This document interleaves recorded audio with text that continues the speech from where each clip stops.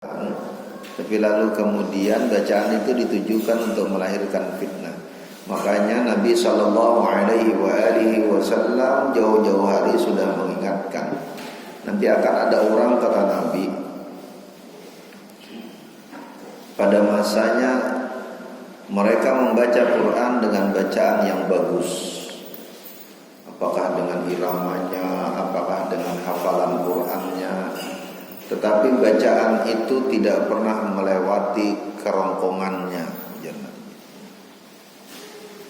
Maksudnya tidak melewati kerongkongan itu, bacaan Quran itu hanya dilantunkan pada lisan mereka, tapi tidak sampai masuk ke dalam hati. Itu maksudnya. Jadi tidak melembutkan hati mereka, tidak melembutkan pikirannya, tidak membuat hatinya bekerja. Kalau sampai kerongkongan ke atas berarti hanya akalnya yang bekerja. Akalnya yang bekerja, hatinya tidak ikut bekerja. Itu yang minggu kemarin kalau contohkan bagaimana pada wilayah akal orang bisa jadi berbeda dalam memahami Quran. Ingatan kemarin gitu, Malik, Syafi'i, guru murid itu bisa beda. Tetapi karena hati orang lalu kemudian tahu bagaimana caranya menyikapi perbedaan itu.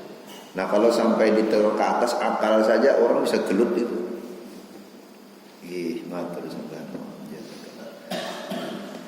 Orang bisa berantem itu.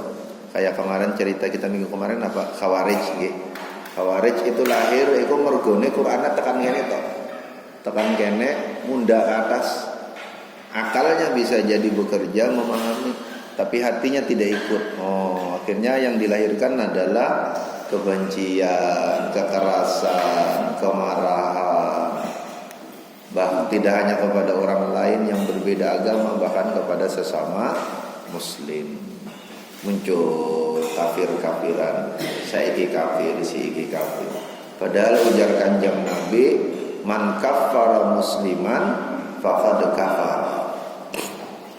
Siapa saja orangnya yang mengkafirkan muslim yang lain, faqad kafara, maka bisa jadi dia yang kafir.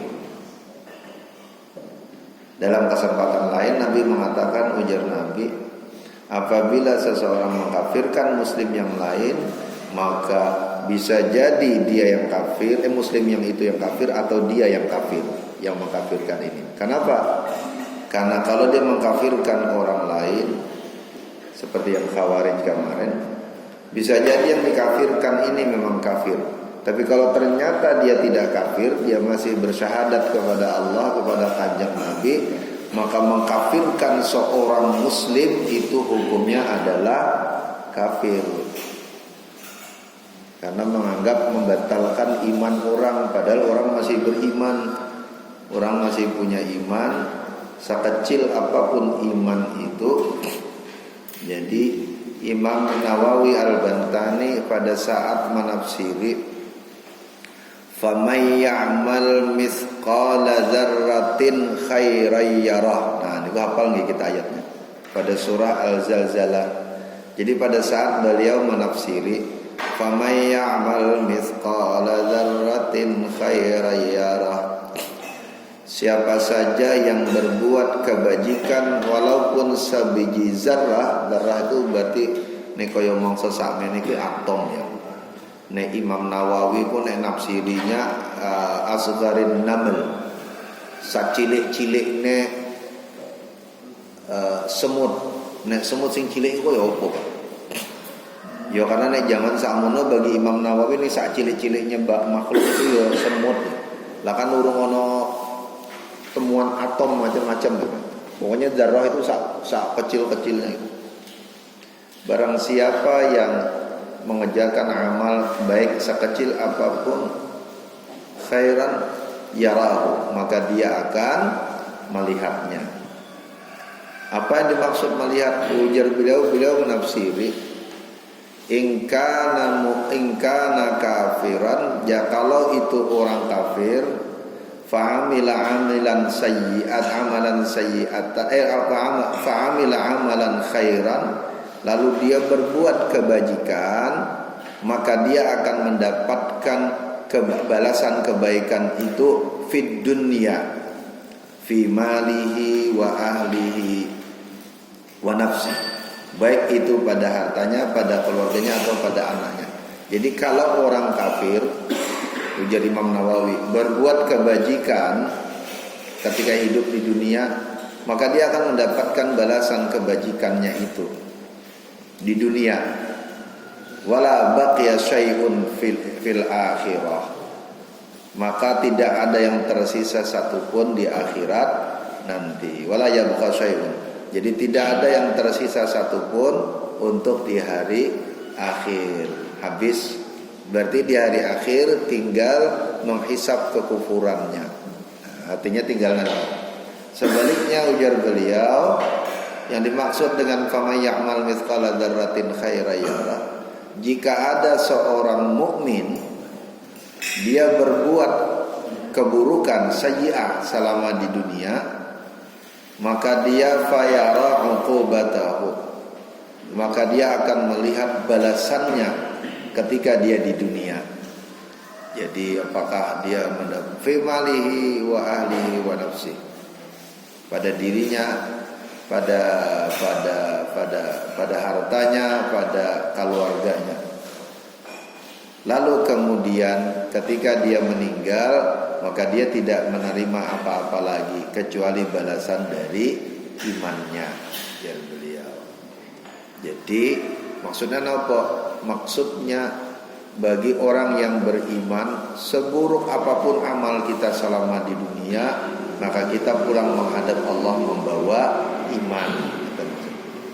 Iman itu nanti yang menyelamatkan kita di hari akhir. Walaupun sebanyak apapun amal keburukan kita, yuk dihisap dulu nanti macam-macam hisap. Nah, maka ujar Allah Subhanahu wa taala pada ayat 7 tadi mengingatkan kita untuk tadi menjaga membaca ayat-ayat Quran itu jangan sampai berhenti hanya pada akal. Akal itu sekadar memahami, tapi dia harus turun dari kerongkongan ke hati. Dia melembutkan hati kita. Makanya kemudian pada ayat 8, nah kita lanjutkan, Allah lalu kemudian mengajarkan kita doa sing baik. Ini doa sering kita baca. Rabbana la tuzigh qulubana ba'da idh hadaitana wa hab lana mir ladunka rahmatan innaka antal wahhab. Rabbana, ya Tuhan kami, la tuzigh, jangan engkau simpangkan, belokkan, qulubana, hati kami semuanya. Ai la tumilha anil haqqi, jangan engkau belokkan dia dari kebenaran.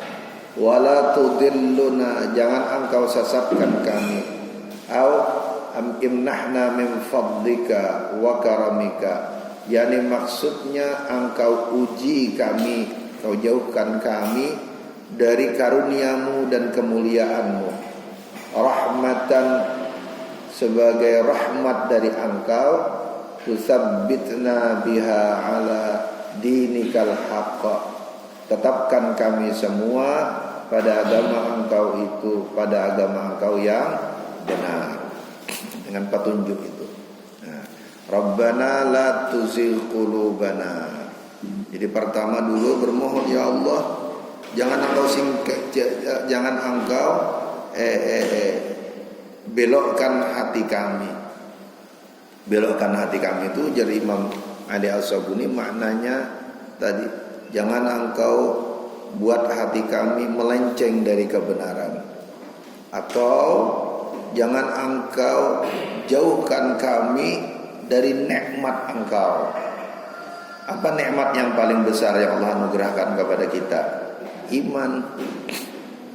Kulo kayaknya pernah cerita nih, untuk menggambarkan sebesar apa nikmat iman itu.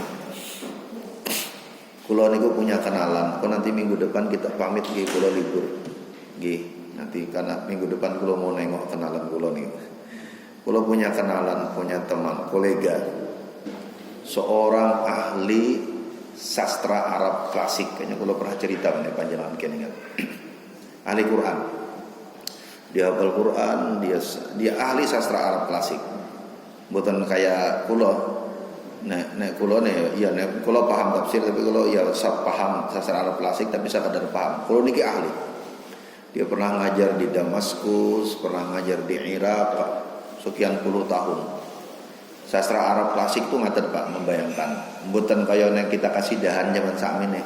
Ku sastra Arab juga jenenge. Nek sastra Arab klasik niku berarti syair-syair bahasa Arab yang dilantunkan oleh para penyair di sekitaran masa Kanjeng Nabi sallallahu alaihi wasallam hidup. Itu saingannya Nabi ini bukan? Nabi itu kenapa Quran itu dianggap mulia secara bahasa? Karena pada saat itu bersamaan dengan Nabi itu banyak penyair-penyair hebat yang pandai merangkai sajak, merangkai prosa dalam bahasa Arab. Ya karena orang Arab nih, orang bisa nyusun sing bahasa Jawa mereka. Nyusunnya sing bahasa Arab 14 abad yang silam. Indah sekali syair-syair mereka. Lamiatul Arab. Tiba-tiba datang Quran, datang Kanjeng Nabi. Sayyiduna Muhammad seorang pemuda Arab yang terkenal baik, tapi tak pernah terkenal pandai menulis. Bukan bagian dari para penyair lagi. Nabi kan terkenal sebagai orang baik, makanya diberi gelar Al-Amin. Nabi ini dikenal sebagai orang baik sebelum diangkat jadi Nabi. Pokoknya mereka mengenali Muhammad ini seorang pemuda Arab yang baik. Tapi bukan bagian dari para penyair niki tadi. Jadi nggak pernah lomba. Karena dulu para penyair niku dibayar mahal oleh para juragan-juragan niku, para bangsawan. Mereka bersyair, nanti setiap kali kalau syairnya nanti dianggap indah, menang. Jadi kayak lomba deklamasi gitu. Menang, nanti tulisannya akan ditempelkan di dinding Ka'bah. Dulu disebut dengan mu'allaqah. Mu'allaq itu ditempel maksudnya. Makanya disebut mu'allaq itu ditempel di dinding Ka'bah. Tapi tulisannya kan enggak kayak tulisan sekarang. Tulisannya itu cuma kayak garis-garis gitu. Urang ana titiknya, urang ana harakatnya. Maka kudu si penyair itu sing mocok. Atau ada orang lain yang bisa dengan cepat menghafal apa yang dibacakan penyair. Jadi naik kelas sekali nih. Jadi sudah dapat kebangsawanannya. Kalau penyair nih dihormati, dikasih. Lalu kemudian akan dibesarkan. Dan banyak itu. Muhammad pemuda Arab ini bukan bagian dari mereka. Umur 40 tahun tiba-tiba datang. Setelah dia tahannus khalwat beliau menyepi ke Gua Hira, datang cerita sama istrinya. Begini. Itulah cerita tentang turunnya surah Al-Alaq. Istrinya Kanjeng Nabi Khadijah juga tidak bisa kasih penjelasan. Akhirnya Khadijah panggil pamannya atau saudaranya, Waraqah bin Naufal, seorang pendeta Nasrani, tapi tidak pernah ikut menyembah berhala. Itu nanti yang di dalam surah Al-Baqarah ayat 62 kemarin kita sudah pernah ceritakan. Itu salah seorang yang dimaksud oleh ayat ini. Menurut para mufassir. Waraqah lihat, kalau begini engkau diangkat menjadi Rasul, kata Waraqah bin Naufal. Kenapa? Karena ini sama seperti yang dialami oleh para nabi-nabi terdahulu yang diceritakan di dalam Taurat, diceritakan pada Injil. Jadi, lalu kemudian singkat cerita, Nabi sampaikan kepada orang-orang, turun surah A, surah kedua, surah ketiga, Al-Mudaththir, Al-Muzammil dan seterusnya. Yang menyertakan Nabi menyampaikan ayat-ayat Al-Quran ini. Nah, sepanjang 23 tahun Nabi sampaikan ayat-ayat Quran ini kepada orang-orang. Orang-orang Arab yang penyair yang luar biasa ini tadi kan pandai semua berbahasa Arab nih tadi. Terkagum-kagum dengan bahasa Al-Quran. Pertama mereka kaget. Daki Muhammad ini kan tidak pernah terkenal sebagai penyair. Kayak ujuk-ujuk bisa menyusun dengan menggunakan kata-kata yang biasa kita gunakan sehari-hari. Kan kata-kata bahasa Arab nih kan. Bahasanya bahasa Arab yang dipakai, bahasa yang mereka pakai sehari-hari. bahasa yang sama yang mereka pakai buat menyusun syair-syairnya dalam bentuk sajak-sajak atau sebagian dalam bentuk prosa. Tapi kok yang bikinan Muhammad ini kata-katanya sama, tapi susunannya indah sekali. Bahkan mereka tak pernah membayangkan membuat susunan yang seperti itu. Kita mungkin Muhammad katanya. Makanya lalu kemudian dalam Quran berkali-kali Allah Subhanahu wa taala sampaikan lewat kanjeng Nabi, kalau mereka masih tidak percaya bahwa ini berasal dari Allah, wahyu Allah, ditantang oleh Quran, tahaddi. Quran tantang mereka, ditahaddi, untuk menantang. Coba datangkan semisal satu surah aja, fa'tu bi suratin min mithli. Ayo, kalau kau memang penyair hebat dan merasa menganggap bahwa ini bikinan Muhammad, datangkan sesurah mithli. Wad'u syuhada'akum min dunillahi in kuntum shadiqin. Kau boleh panggil saksi-saksimu. Kalau selain dari Allah, kalau kau merasa benar. Karena begini kan saksi-saksi itu, kayaknya saya kan pernah cerita kemarin aku lagi. Karena orang Arab dulu kan habis tua bersyair itu nanti ada jurinya. Jurinya tuh ya orang-orang hebat itu juga. Wah, ini hebat katanya. Udah menang itu kan. Sudah, wad'u syuhada'akum min dunillah. Undang para pemuka-pemukamu itu biar dia jadi saksi juga hari ini. Kamu bikin satu surah saja yang semisal Quran, undang orang-orang itu jadi juri. Ayo, apakah mereka yang mana yang kata mereka yang hebat? Enggak bisa juga. Kalau begitu datang, kalau tidak bisa satu surah yang pendek itu kan inna a'tainakal kautsar fashalli li rabbika wanhar inna syani'aka huwal abtar. Itu surah paling pendek itu 3 ayat. Kayak sak surah aja sing 3 ayat itu ora akeh-akeh itu. Ora sampai Al-Baqarah 286 mau suwe itu. Iku nek suwe ngarang nenek Arab ngarang. Nanti 3 ayat saja karang datangkan. Oh, enggak sanggup. Kalau begitu kata Allah turun lagi kepada Nabi, datangkan seayat saja yang semisal. Tetap tidak bisa. Nah, jadi maka lalu kemudian sebagian mereka tunduk akhirnya beriman kepada Allah Subhanahu wa taala. Nah, maksud kula kata hal seperti itu terjadi sampai sekarang. Jadi kula punya kenalan sing hafal paham Quran. Dia sangat menguasai syair-syair Arab tadi. Lalu dia banding-banding. Tahu dia sebagai seorang ahli sastra Arab, dia bisa lihat, oh ini yang bikinan manusia, yang ini nggak mungkin bikinan Muhammad. Karena kan dia tahu, dia baca hadis kan. Hadis itu kan bahasanya kanjeng Nabi. Hadis itu bahasa kanjeng Nabi. Bukan berbeda, struktur bahasanya berbeda, pilihan katanya berbeda, cara oke. Kata dia, dan ini penelitian ilmiah. Ini yang Quran, yang syair, ini bisa dihubungkan dengan para penyairnya sebagai pengarangnya. Tapi yang Quran, nggak bisa dihubungkan dengan Muhammad. Berarti bukan Muhammad pengarangnya. Kalau bukan Muhammad pengarangnya, siapa yang mengarang? Sudah, dia berhenti sampai di situ. Dia tidak sampai melanjutkan bahwa itu adalah wahyu kalam Allah Subhanahu wa taala. Nah niku yang kula maksud iman. Niku sing dimaksud tafsir ini tadi. Jadi iman itu fadlullah. Fadlullah itu karunia. Karunia Allah yang terbesar bagi kita itu adalah Allah anugerahkan kepada kita iman. Jadi syukur luar. Makanya kan ustaz-ustaz kan sering kita bersyukur atas iman yang Allah anugerahkan. Ini tidak sekedar di kata-kata. Karena mendapatkan iman itu niku anugerah terbesar dari Allah Subhanahu wa taala. Kan kita bisa lihat ya, apa yang ada di sekitar kita, yang terjadi di tubuh kita. Ini kan semua adalah bagian dari ayatnya Allah Subhanahu wa taala. Tanda-tandanya Allah, ayatnya Allah, hujan, panas, dingin, macam-macam itu ayatnya Allah.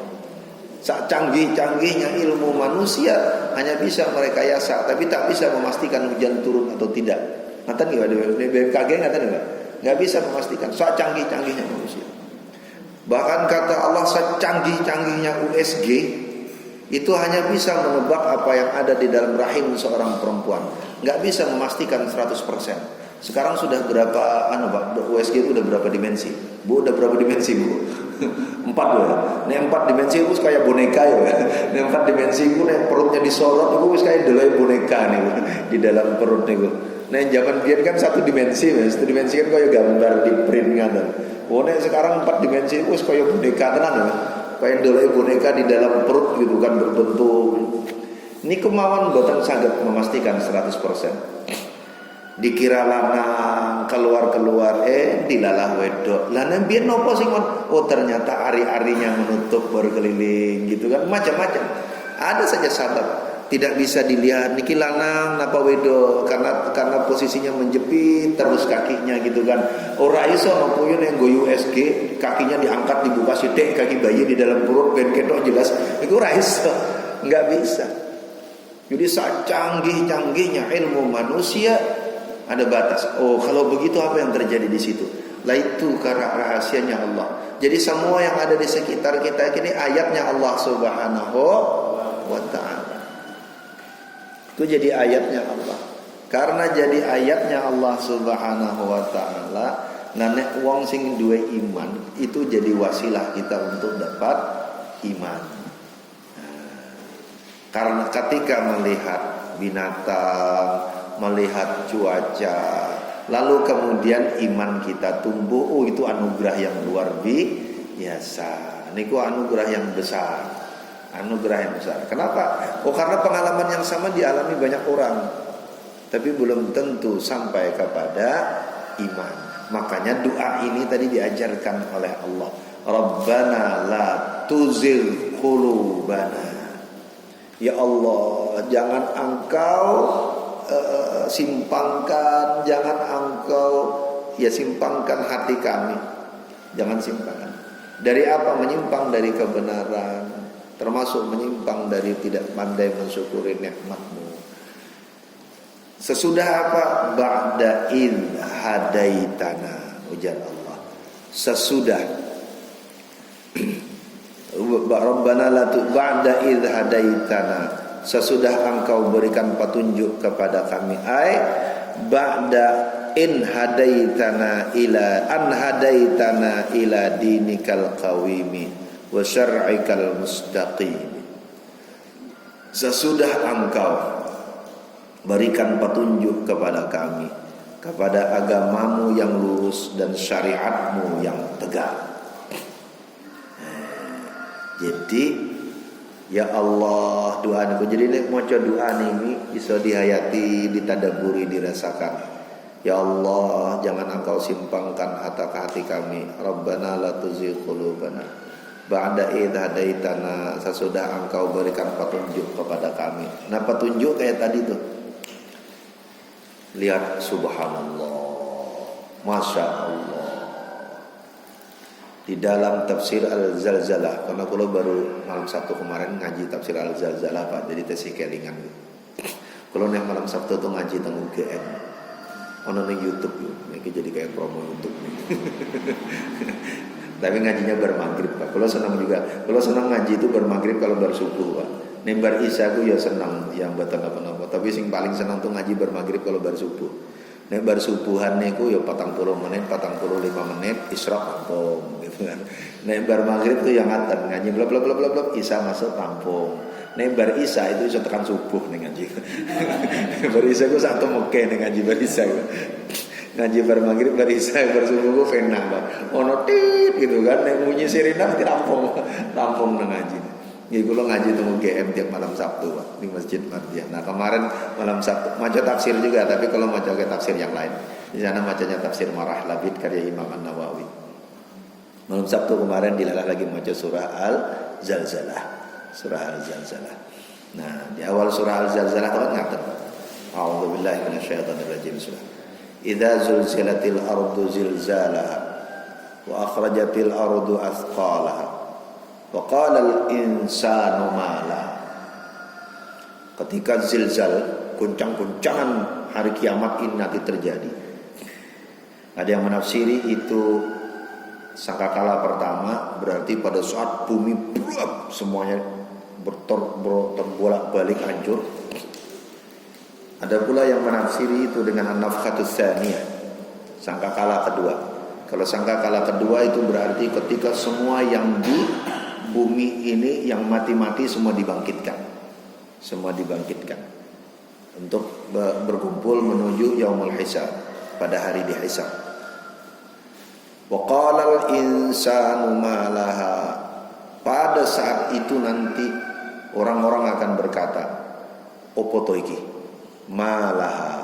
Nah, dalam tafsirnya ujar Imam Nawawi, malaha niku in kana kafiran yaqulu bit ta'ajjub. Kalau dia orang kafir, apanya itu dalam keadaan takjub, terheran-heran dan ketakutan. Niki opo to? Niki opo to? Jadi pada saat guncangan hari akhir itu terjadi, kalau orang kafir itu iku opo. Tapi bagi orang yang mukmin, maka dia berkatakannya lil isti'zam, memuliakan Allah Subhanahu wa ta'ala. Persis kayak kita ngaten. Ini ono lindu. Nah, lindu ini bukan gempa kecil. Zilzal itu ya gempa, goncangan. Idza zulzilatil ardu zilzalaha. Zilzal itu goncangan. Tapi goncangan hari akhir yang tiada berujung. Ujungnya adalah kiamat selesai, karena memang itu penanda hari kiamat tiba. Kalau lindu tuh paling lama berapa, Pak? Goncangan, ini orang gempa itu berapa menit paling lama, Pak? Goncangnya 2 menit. 2 menit minggu saja itu naik pikiran iso kemana-mana loh. Pada saat goncang 2 menit itu waduh, tolong, wah, teriaknya macam-macam. Tapi ada pula yang teriaknya dengan istighfar, ada yang bertasbih subhanallah, insyaallah. Jadi pada saat lindu goyang niku, lindu niku mau contoh sing 2 menit niku, ono sing kelingan, mobilku piye, kulkasku piye, tuku anyar kowe wis hancur ngono kan. Ono sing dipikir.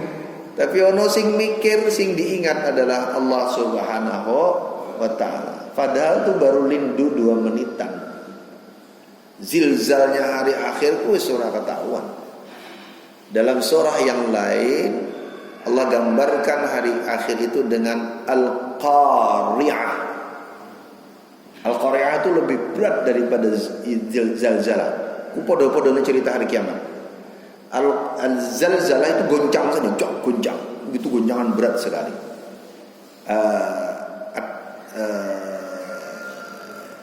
Harakatan yataharraku biharakatin syadidatin. Goncangan yang sangat keras. Tapi kalau Al-Qari'ah itu as-sayhah. Sayhah itu nopo ya, kayak bunyi keras. Tapi bunyi itu gak bisa digambarkan. Jadi berapa ya Pak? Berapa desimal ya Pak? Hitungan suara tuh, hitungan suara nopo Pak? Ada yang pemusik buatan di sini kan? Yang pemusik ngerti hitungan suara tuh. Ada beberapa desimal puncak suara yang udah gak bisa lagi. Yang suara itu ketika bunyi itu membuat semuanya. Panjenengan pernah nonton buatan kungfu Hassel Pak. Film kungfu gue Pak. Film kungfu kan ono sing jagoan kungfu yang menaklukkan musuh itu dengan teriakan, wah, itu nek demo nih, itu rontok semua. Ada kan kungfu Hassel ya. Kalau kalian di film kungfu nih Pak, ini ngaji Quran kalian film kungfu. Karena ono sing jagoan itu, kalau dia teriak tuh wah gitu. Teriakannya itu bisa memecahkan kaca, bisa memecahkan macam-macam. Kayak dulu Boeing pernah bikin pesawat supersonik ya. Supersonik itu kan uji coba terbang. Supersonik itu kan dibilang kecepatannya lebih cepat daripada kecepatan suara gitu. Ketika terbang itu kaca bandara pecah. Itu menggambarkan suara. Itu baru suara yang dibuat manusia. Jadi suara yang dibuat manusia dalam batas tertentu itu bisa merusak di sekitarnya. Al-Qari'ah niku itu suara. Qari'ah, sering kan kita baca surah Al-Qari'ah. Al-Qari'ah itu maknanya sayhah. Itu bunyi. Tapi bunyi yang ketika dia dibunyikan tidak hanya sekedar kaca yang pecah. Tapi dunia ini langsung zilzal tadi. Kayak rontok tuh, brok, hancur. Makanya ujar para ulama, kenapa dalam Al-Quran Kalau pada surah Al-Zalzalah coba kita baca. Idza zulzilatil ardu zilzalaha wa akhrajatil ardu athqalaha. Kan ngaten ya ayat 2-nya. Itu kata zilzalahnya disebut sekali di ayat pertama. Sekali di ayat pertama saja nih. Tapi pada kasus Al-Qari'ah, mal qari'ah, wa ma adraka mal qari'ah. Niku 3 kali. 3 ayat itu 3 kali mengulangi kata-kata yang sama. Al-Qari'ah. Mal qari'ah. Apa itu al-qari'ah? Wa ma adraka mal qari'ah. Tahukah engkau? Apakah engkau mengetahui apa itu al-qari'ah?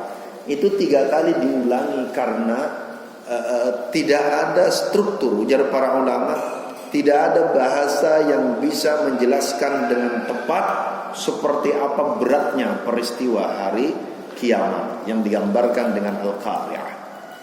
Zalzalah saja itu udah goncangnya nggak karuan. Al-qari'ah itu menggambarkan sebab dari zalzalah ini tadi. Nah niku sing dihadapi dia. Nanti besok wa yaqulul insanu mala. Yaqulul insanu mala.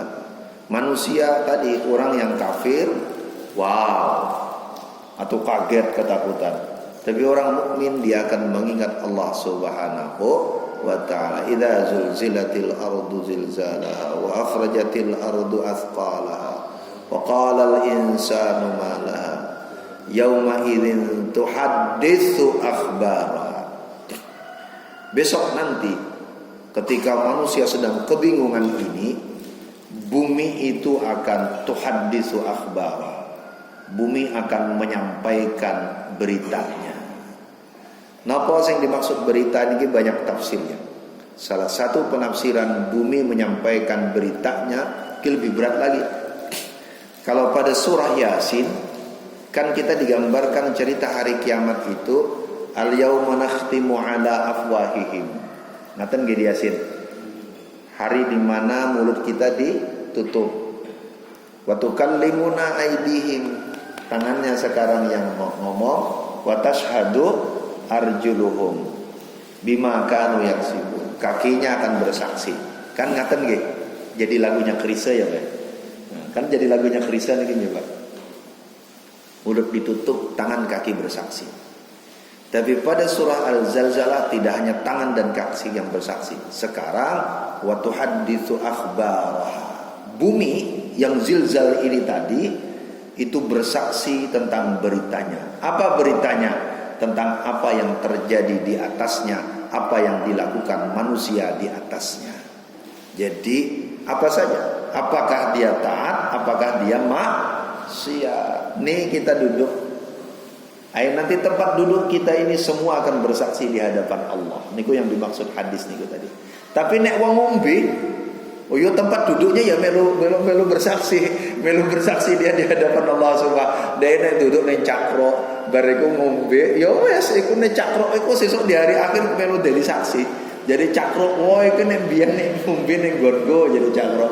Oh yo kena niku kana niku. Nah, karena sahabat itu sebagian ulama lalu menyampaikan, makanya kayaknya kalau pernah cerita juga nih. Sebagian ulama mensunnahkan yustahabbu, lafaznya yustahabbu, disukai. Sebagian mau sampai yusannu, tapi sebagian yustahabbu.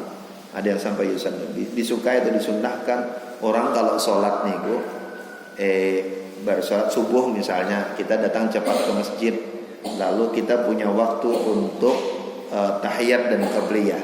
Berarti 2 sholat gitu. Maka disunatkan qabliyahnya tahiyatnya di mana, nanti sunatnya geser.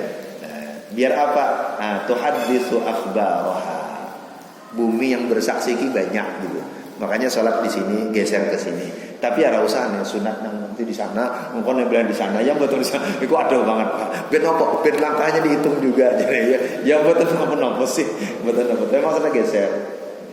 Atau sholat sunnah dan sholat wajibnya geser site. Jadi datang ke masjid, sunnahnya di mana, mungkin pas wajibnya geser gitu kan. Biar apa? Ujar para ulama, ben akeh sing jadi saksi. Niku maksudnya. Ben akeh sing jadi saksi. Niku pula sing menjelaskan kenapa Nabi itu sholat sunatnya di rumah. Engkau nanti wajibnya ke masjid. Tapi dengan catatan Nabi niku hujrahnya di samping masjid. Nek panjenengan melu ngoten, misalnya nek rumah rada adoh di rumah sholat sunat wakeh-wakeh gitu kan, ben di masjid anu wajibnya mawon tekan masjid dilalah wong ku salam. Ora itu. Ya dihitung maksudnya sesuai di kadarnya disesuaikan dengan keadaan kita gitu kan. Tapi maksudnya adalah itu yang dimaksud tuhaddisu akhbaraha. Tuhaddisu akhbaraha itu karena tempat kita ini mempersaksikan. Makanya nek di sini ngombe, nek pindah ke sana ngombe meneh, yo kabeh bersaksi ku, wah iki ning ngombe ning nggonku. Jadi cakro tak RT sebelah, wone biyen ning nggonku juga ngombe, wah akeh sing saksi. Jadi bumi itu menjadi saksi berapa banyak maksiat kita, berapa banyak ketaatan kita.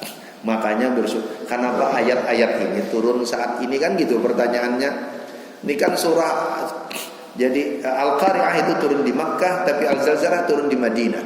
Turun di Madinah. Kenapa Allah harus menceritakan hari akhir pada saat kita masih ada di dunia? Maka ayat-ayat itu semua bermakna adalah memberi peringatan sekaligus memberi kabar gembira. Peringatannya nopo? Nek sih mumpung urip, nek ya nek maksiat segera taubat. Nek mumpung masih urip, taubat kita membersihkan semua dosa kita dan membawa kita pada kebajikan. Mudah-mudahan semuanya husnul khatimah. Niku maksudnya. Jadi cerita hari akhir itu bukan buat menakut-nakuti, tapi cerita untuk mengingatkan kita bahwa ketika kita mendengar cerita itu, berarti kan si urip wong nggih. Nek masih bisa mendengar kabar tentang hari akhir itu berarti kita masih hidup. Ketika mendengar kabar itu berarti kita masih punya kesempatan untuk memperbaiki diri, untuk mendapatkan kebaikan di hari akhir. Niku maksudnya. Nek wis ora iso krungu kabar hari akhir, lho wis meninggal jenenge. Ampun rampung. Nek sing mendengar itu berarti kita masih hidup. Masih hidup. Berarti kita masih punya kesempatan memperbaiki. Innaka wahab lana min ladunka rahmatan. Rabbana la tuzigh qulubana, pas 2 menit lagi so. Rabbana la tuzigh qulubana ba'da idh hadaitana. Sesudah engkau beri petunjuk kepada kami. Wahab lana min ladunka rahmatan, dan berikan kepada kami dari sisimu rahmat ya Allah. Kasih sayang. Innaka antal wahhab, sesungguhnya engkaulah zat yang maha pemberi. Jadi Allah jadi anta ya Rabb fi dzalikal yaumur rahib yaumul hisab alladzi la anta ya Rabb al mutafaddilu ala ibadika bil ata'i wal ihsan. Kenapa? Karena satu-satunya zat yang bisa memberi itu hanya Allah Subhanahu wa ta'ala. Sama manusianya. Innaka antal wahhab itu nek para yai kula dulu ngaji, Pak. Enggak disebut sih di tafsir. Nembian kula ngaji karo para yai innaka antal wahhab itu bikin pede. Kenapa? Pernah enggak kita merasakan karena kelakuan manusia lalu kita gelisah? Misal ono tonggo sing ngomongin, ono tonggo sing ngelakukan sesuatu sing kita tidak suka, ada teman sekantor yang membuat kita tidak nyaman karena perilaku manusia gitu. Apakah dia hasut, pokoknya mengganggu kita. Hati kita gelisah, sampai ke rumah curhat sama istri sama suami. Ma, si Anu tuh lemah di kantor, gini bapak gua. Atau sebaliknya, istri curhat gitu kan. Kon istri kula di mobil nanti curhat cerita. Bah si Anu tadi bah gini. Napa? Innaka antal wahhab. Sesungguhnya engkau ya Allah, engkau yang memberi. Maksudnya napa? Apa wae kelakuan manusia itu tidak akan memudaratkan kita kalau tidak diizinkan oleh Allah. Dan apa juga perilaku manusia tidak akan memberi manfaat kepada kita kecuali atas izin Allah. Jadi omongan orang kaya opo wae pedasnya ikura akan membuat kita sengsara. Enggak bakal. Ya nek kita sakit hati mergo nek kita pengen dipuji terus. Pengennya wah omongan sing apik terus sing sampai kepada kita tentang diri kita. Sesekali ngomong sih hati gelisah. Jadi innaka antal wahhab itu salah satu cara untuk meyakinkan hati bahwa ada Allah yang maha kuasa segalanya. Bahwa hati gelisah ya manusia standar ya. Manusia itu nek kurang sithik nek halu'a namanya dalam Quran. Gelisah itu standar. Tetapi mugi-mugi kita bisa segera kembali kepada Allah. Rabbana la tuzigh qulubana ba'da idh hadaitana wa hab lana min ladunka rahmatan innaka antal wahhab. Bermohon petunjuk kepada Allah, meminta segalanya kepada Allah. Mugi-mugi manfaat barokah min samudra pangapunten. Ampun Isra pun lewat sama menit Pak. Memang bagusnya Isra itu dilewatkan beberapa menit, tapi jangan dosa lama-lama juga. Tidak pas waktu Isra sekarang 5.10 ya. 5.10 itu kan berarti matahari persis terbit. Lewatkanlah 1 menit 2 menit. Sebagian bahkan melewatkan sampai 10. Ya enggak apa-apa. Artinya sholatnya tidak persis ketika mataharinya terbit itu. Walaupun tidak ada yang tidak ada yang mengharamkan kalau di dalam fikih tidak ada yang mengharamkan. Tapi disukai, yustahab. Disukai itu disukai. Jadi gini, pada dalam fikih itu ada yusannu, disunatkan. Disunatkan itu artinya Nabi ngaten terus. Tapi ada yustahabbu. Yustahabbu itu Nabi secara eksplisit tidak memberitahu, tapi nanti di kesempatan lain Nabi bilang aku suka begitu, kata Nabi. Aku suka yang itu. Atau sahabat nanti menghitung-hitung, oh kayak Isra tadi. Nah Isra itu persis itu. Tapi kan ada cerita lain tentang jangan menyembah matahari. Oh kapan matahari itu keluar pas terbitnya. Oh kalau begitu sekalipun Nabi tidak perintahkan langsung, Nabi kan cuma mengajarkan Isra-nya. Maka yustahabbu katanya untuk digeser sedikit. Ya sedikit itu yang monggo di kadar masing-masing. Niki pun masuk waktu sedikit iki. Ampun lewat lah. Mana boleh berapa menit? 3 menit. 5.10 Isra-nya. Oke. Ngapunten nek wonten sing arep diobrol Pak monggo sebentar, bang 1 menit 2 menit. Nek mboten wonten ampun. Ampun ya. Nggih. Wallahu a'lam bishawab. Nyun samudra pangapunten, mugi-mugi manfaat barokah buat kita semuanya. Allah manfa'na bima 'allamtana wa 'allimna ma yanfa'una wa zidna ilma warzuqna fahma wa ihna bisalihin. Monggo kita sesarangan juga tidak henti-henti mendoakan saudara-saudara kita di Palestin. Allahumma arham ummat sayyidina Muhammad. Allahumma ighfir li ummati sayyidina Muhammad. Allahumma ij'al ummat sayyidina Muhammad. Allahumma astir ummat sayyidina Muhammad. Allahumma ansur ummat sayyidina Muhammad. Allahumma ansur ikhwanana fi Palestin. Allahumma ansur ikhwanana al-mazlumin fi kulli nahiyatin min anha'il alam bihaqqika wa judika wa karamika wa quwwatika wa 'azamatika ya jabbar ya qahhar wa ya aziz ya ghaffar ya rabbal alamin. Wa sallallahu ala sayyidina Muhammadin nabiyil ummi wa ala alihi wa sahbihi wasallam. Alhamdulillahi rabbil alamin. Monggo sesarangan kita tutup dengan baca surah Al-Asr dan kifaratul majlis. Bismillahirrahmanirrahim. Wal 'asri innal insana lafi khusr illa alladhina amanu wa 'amilus solihati wa tawassaw bil haqqi wa tawassaw bis sabr.